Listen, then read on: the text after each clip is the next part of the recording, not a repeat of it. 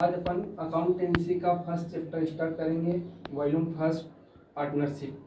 Partnership का अपना first chapter है accounting for partnership firm fundamental. अभी तक अपन ने 11 में क्या पढ़ा है? Sole proprietorship. मतलब एक अकेला ही व्यक्ति क्या करता था, सारा बिजनेस करता था, पूंजी लगा कैपिटल वही अकेला लगाता था उसके बाद जितना भी प्रॉफिट होता है वो अकेला ही होता है। अब सोल प्रोप्राइटरशिप का अगला रूप है अपना पार्टनरशिप। पार्टनरशिप में क्या है? एक से अधिक व्यक्ति। यदि मान लो ए और बी ये दोनों मिलकर यदि अगर अपना बिजनेस करते हैं तो इसको अपन लेंगे पार्टनरशिप। तो दोनों के बीच में जो बिजनेस कर रहे हैं वो कौन सा होगा? अपना पार्टनरशिप।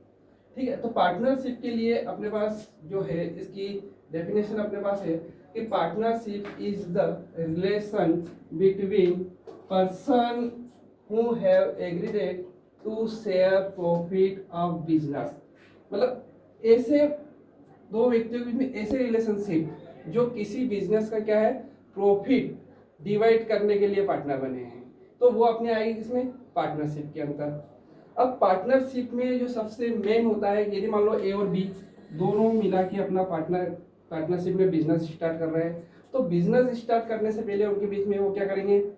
एग्रीमेंट जरूर करेंगे। बिना एग्रीमेंट के बिजनेस कैसे चलेगा? ठीक है, तो एग्रीमेंट जो है पार्टनरशिप में रिटर्न और ओरल दोनों टाइप से हो सकता है। या तो वो रिटर्न एग्रीमेंट बनाए या ओरल एग्रीमेंट बनाए। तो रिटर्न एग्रीमेंट में मतलब बिजनेस से मतलब रिलेटेड जो अपन पार्टनरशिप के अकाउंट बनाएंगे या पार्टनरशिप जो स्टार्ट करेंगे उससे रिलेटेड सारी चीजें उस एग्रीमेंट में क्या है वो लिखेंगे। जब बिजनेस में इतनी कैपिटल लगाएंगे, ठीक है, इतनी सैलरी होगी, वो सारी चीजें वो क्या है पहले से इस रिटर्न एग्रीमेंट में क्या है लिखेंगे। उसके बाद ओरल, तो ओरल में क्या है, आपस में दो पार्टनर मिले ए और बी, दोनों ने कहा चलो अपन बिजनेस स्टार्ट करते हैं, और अपन ओरली क्या कर रहे हैं, एग्रीमेंट बना लेके अपन ये प्रॉफिट एंड शेयर ऐसे करेंगे, ऐसे प्रॉफिट शेयर करेंगे। ठीक है, तो वो क्या हो जाएगा? ओरल एग्रीमेंट हो जाएगा। अब ओरल तो ठीक है, ओरल दोनों के बीच में हो गया। अब रिटर्न एग्रीमेंट, तो रिटर्न एग्रीमेंट के लिए अपने को सबसे पहले चीज समझना पड़ेगा पार्टनरशिप डीड। क्या समझना पड़ेगा? Partnership deed. तो पार्टनरशिप डीड वो चीज होती है जिसमें पार्टनरशिप से रिलेटेड सारी जो है टर्म्स और कंडीशन क्या है इसमें लिखी होती है। ठीक है, तो इसमें सबसे पहले अपन ले लें कि जो भी अपन बिजनेस स्टार्ट कर रहे हैं, सबसे पहले नेम एंड एड्रेस कि बिजनेस का नेम क्या होगा, एड्रेस कहाँ पर अपन इसको बनाएंगे, फिर nature and area of business कि अपने जो बिजनेस है उसका नेचर कैसा होगा, किस टाइप का बिजनेस करेंगे अपन, और उसका एरिया एरिया कैसे होगा, लोकल होगा या अपन वो बड़े तौर पे इसको बनाएंगे। तो ये नेचर और एरिया इसका हो जाएगा। फिर प्रॉफिट शेयरिंग रेशियो कि अपन जो बिजनेस स्टार्ट कर रहे हैं उसमें जो प्रॉफिट होगा उस प्रॉफिट को अपन कैसे शेयर करेंगे। ठीक है, तो इसके लिए profit sharing ratio. Remuneration of partners, यदि अगर मान लो कोई पार्टनर फर्म को अतिरिक्त समय दे रहा है, मतलब ओवर टाइम दे रहा है, फर्म के लिए सब चीज कर रहा है, तो उसके लिए रेम्यूनरेशन के लिए क्या होगा। तो ये सारी चीजें जो है इस एग्रीमेंट में क्या है लिखी हो रहेगी। फिर rights and duties of partner, जो भी पार्टनर है उन सभी के लिए कौन कौन सी जो है उनके राइट्स एंड ड्यूटीज जो है रहेंगे। अब देखो अपन सबसे पहले पार्टनरशिप के लिए जो अपने इंडिया में जो एक्ट बनाया गया है, अपन इसके जो अकाउंट बनाएंगे वो जो बनाएंगे इंडियन पार्टनरशिप एक्ट 1932 में ही अपने को क्या है इस पार्टनरशिप के लिए क्या है सारी चीजें अपने को दी गई है, और उसी के आधार पर अपन क्या करेंगे इस पार्टनरशिप के जो है सारे अकाउंट मेंटेन करेंगे। अब देखो अभी तक तो अपने पढ़ा पार्टनरशिप डीड कि ए और बी दोनों ने क्या है एग्रीमेंट किया है, वो चाहे रिटर्न हो या ओरल, बाकी एग्रीमेंट है। परंतु यदि मान लो कि ए और बी, कभी कभी ऐसा होता है मान लो कि ए और बी अच्छे पार्टनर मतलब अच्छे फ्रेंड है, बेस्ट फ्रेंड है, और दोनों ने मिलकर सोचा कि अपन क्यों ना एक अच्छा सा बिजनेस स्टार्ट करें। ठीक है, अब बिजनेस तो इन्होंने स्टार्ट किया, तो उस समय पार्टनरशिप में बिजनेस स्टार्ट किया, तब उन्होंने कहा कि अपन बीच में एग्रीमेंट, तो दोनों ने कहा एग्रीमेंट की क्या जरूरत है, अपन जैसा होगा ऐसा देख लेंगे। अब उन्होंने अपने अकाउंट तो बना लिए, मतलब पार्टनरशिप स्टार्ट कर ली, जैसे ही एंड ऑफ ईयर आया फर्म को प्रॉफिट हुआ, अब दोनों के बीच में समस्या उत्पन्न हुई कि भाई अपन जो है प्रॉफिट कैसे डिवाइड करें, या मान लो किसी एक ने अधिक समय दिया है तो उसको जो है अपन किस टाइप से क्या करें। यदि एक ने मान लो कैपिटल कम लगाई है, एक ने अधिक कैपिटल लगाई है, तो फिर उनका जो है बीच में प्रॉफिट का डिवाइडेशन कैसे करें। तो यदि अगर मान लो जब भी अगर अपने को जो पार्टनर है अगर वो विदाउट एग्रीमेंट के यदि पार्टनर है, ऑप्शन ऑफ पार्टनरशिप डीड है उनके बीच में, तो ऐसी कंडीशन अपन क्या करेंगे, इंडियन पार्टनरशिप एक्ट 1932 में इसके लिए रूल्स दिए गए हैं। अपन उन्हीं चीज को देखते हुए उसको क्या करेंगे, फॉलो करेंगे और इनके अकाउंट क्या करेंगे, मेंटेन करेंगे।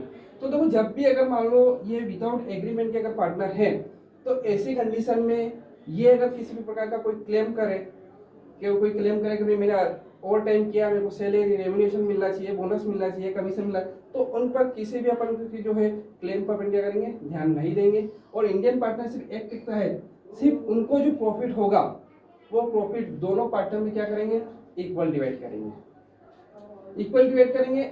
और इसके अलावा सिर्फ सबसे अच्छा तरीका है जब भी एब्सेंट ऑफ पार्टनरशिप डीड दी है तो ऐसी कंडीशन में अपने को जो क्वेश्चन सोल्व करना है वो सबसे इजी रहेगा। उसमें क्या करना है कि जब भी पार्टनरशिप अगर एब्सेंट ऑफ पार्टनरशिप वाला क्वेश्चन दिया है तो उसमें अपन क्या करेंगे कि सिर्फ प्रॉफिट जो निकलेगा नेट प्रॉफिट उसको क्या करेंगे, इक्वल डिवाइड करेंगे। इसके अलावा और कोई एडजस्टमेंट नहीं करेंगे।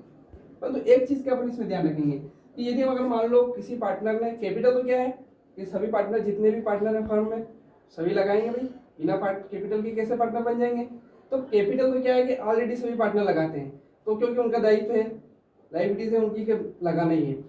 अब ऐसी कंडीशन में यदि अगर मान लो कोई पार्टनर फर्म को कैपिटल के अतिरिक्त यदि मान लो फर्म को अगर कैपिटल की आवश्यकता है और कोई पार्टनर अगर फर्म को इस टाइप से अगर एक्स्ट्रा अमाउंट देता है या लोन के तौर पे देता है तो ऐसे लोन पर फर्म उसको कितना 6% इंटरेस्ट पे करेगी। कितना 6% इंटरेस्ट क्या है, पे करेगी। ठीक है, तो ये चीज अपने को कब फॉलो करना है, जब अपसेट ऑफ पार्टनरशिप डी है विदाउट एग्रीमेंट के अगर अपने को क्वेश्चन दिया है तो ऐसी कंडीशन में अपने को क्या करना है, सिर्फ और सिर्फ इंटरेस्ट ऑन लोन अगर दिया है तो उसको चार्ज करना है, बाकी जो भी प्रॉफिट आएगा उसको अपन क्या करेंगे, इक्वल डिवाइड करेंगे। ठीक है, तो ये तो होगी पार्टनरशिप डीड जिसमें एग्रीमेंट या तो उनका रिटर्न में हो या ओरल में या विदाउट एग्रीमेंट की हो। ठीक है, ऐसी कंडीशन में अपन क्या करेंगे, इस पार्टनरशिप के जो भी क्वेश्चन है उनको क्या करेंगे, सोल्व करेंगे। अब फर्स्ट सबसे पहले कि पार्टनरशिप अकाउंट में अपन कौन कौन से अकाउंट बनाएंगे, क्या अपनों ने जो 11th में पढ़ा है उससे अलग है या सेम अकाउंट अपन बनाएंगे। तो देखो 11th में अपनों ने जो पढ़ा है अकाउंट क्या पढ़ा, सबसे पहले जर्नल, जर्नल से फिर अपनों ने लेजर में पोस्टिंग करी, पोस्ट उसके बाद सब्सिडी बुक्स, कैश बुक वगैरह अलग अलग बनाई अपनों ने, और फिर लेजर से अपनों ने क्या एक समरी ट्रायल बैलेंस बनाई। अब ट्रायल बैलेंस के बाद फिर अपनों ने क्या किया, फाइनल अकाउंट जिसमें अपनों ने पहले ट्रेडिंग अकाउंट बनाया और फिर प्रॉफिट एंड लॉस अकाउंट बनाया। उसके बाद फिर अपनों ने क्या किया, नेट प्रॉफिट कैलकुलेट किया। तो वहां तक तो अपना सब ठीक है। तो पार्टनरशिप में भी क्या हो गया, पार्टनरशिप में भी अपन वही अकाउंट बनाएंगे। मतलब एक अकेला व्यक्ति जो बिजनेस चला रहा है तो उस अकेले व्यक्ति का बिजनेस में जो अकाउंट बनेंगे अगर वही बिजनेस दो व्यक्ति मिलकर बना रहे हैं, चला रहे हैं, मतलब उसमें भी क्या हो रहा है, सोल प्रोप्राइटरशिप में भी अकेला व्यक्ति क्या करेगा, सेल्स परचेस कर रहा है। ठीक है, तो इसमें भी क्या करेंगे, दोनों पार्टनर मिलकर यही कर रहे हैं, सेल्स कर रहे हैं, परचेस कर रहे हैं, प्रोडक्शन कर रहे हैं, सारी चीजें मतलब कुल मिला के जो है इन दोनों के जो अकाउंट है सेम ही रहेंगे। परंतु जैसे अपने को जैसे अकाउंट बनाना है तो उन अकाउंट में कैसे बनाएंगे, इसके लिए देखो ध्यान